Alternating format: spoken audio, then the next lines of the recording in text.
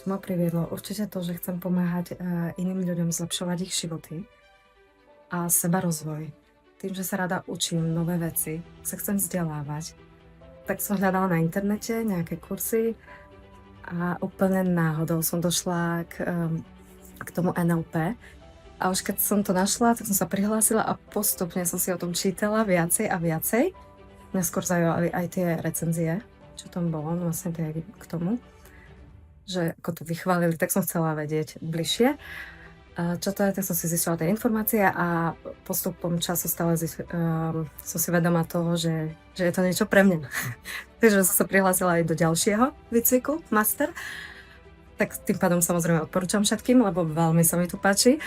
A páči sa mi najviac teda, a čo ma najviac zaujalo, je vlastne tá komunikácia s podvedomím. Ja som vôbec nevedela, že existuje. Teda podvedomie, že existuje, áno, ale že sa dá s tým komunikovať. Takže ak to cítite, tak choďte a prihláste sa a určite stojí to za to.